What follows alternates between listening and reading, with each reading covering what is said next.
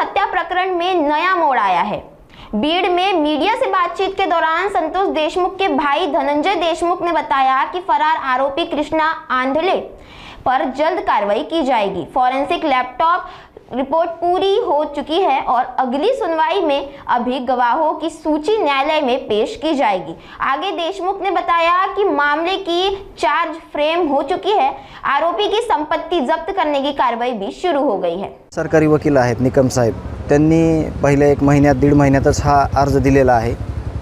त्यावर येणाऱ्या 6 तारखेला आमच्याकडून त्याचा पाठपुरावा करण्याला आम्ही कुठेही कमी पडणार नाहीत, परंतु निकम साहेब आणि जे सरकारी वकील आहेत, सहाय्यक वकील आणि निकम साहेब यांनी याच्यात लक्ष घालून किंवा याचा पाठपुरावा करून जे सीज केलेले अकाउंट वगैरे आहेत ते लवकरच जप्त करण्यात यावे, यावर आम्ही एक पाऊल उचलणार आहोत।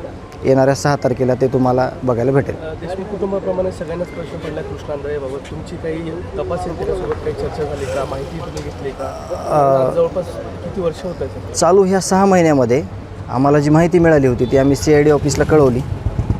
3 वेळेस हा आरोपी गावाकडे येऊन गेला, 3 वेळेस, आणि ही माहिती खरी होती आणि त्यांनी देखील मान्य केलं की हा आरोपी तिथं आलेला होता, परंतु त्याच्यावर त्यांचं जे तपास आहे किंवा त्याला शोधाशोध चालू आहे, त्याच्याकडे कुठलाही मोबाईल नाही किंवा तो मोबाईल वापरत देखील नाही, म्हणून या यंत्रणेला अडचण येऊ शकते, अडचण आलेली आहे। परंतु यावर काय करायचं आणि आरोपीला कसं जेरबंद करायचं यावर आम्ही लवकरच विचार करून आम्हाला त्याला कसं जेरबंद करून, कारण आमच्या सगळ्या कुटुंबाला जीवितास धोका आहे, कारण का हे आरोपी म्हणजे सैतानी वृत्तीचे सगळे लोक आहेत, त्यांचं समर्थन करणारे तिथंच आले, हे आरोपी तिथंच आले, तर त्या गोष्टीवर आम्ही त्यांना मागणी केलेली आहे। लवकरात लवकर त्याच्या मुसक्या ओढून त्याची पूर्ण जिल्हाभरात पोलीस प्रशासनानं धिंड काढून लवकरात लवकर त्याला जेलबंद करावं अशी आमची मागणी आहे आणि ते लवकरच होईल अशी आम्ही अपेक्षा ठेवतो। त्यांनी कोणाची भेट घेतली तर काय असे माहिती तुम्हाला थोडीफार मिळाली? त्याच्या घरी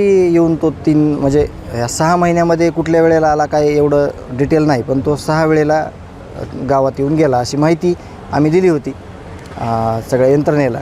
तर बघू आता पुढच्या काळात आम्हाला अपेक्षा आहे की त्यांनी लवकरात लवकर म्हणजे त्याला पकडण्यात यावं आणि त्याची पूर्ण जिल्ह्यामध्ये धिंड काढून त्याला जेरबंद करण्यात यावं।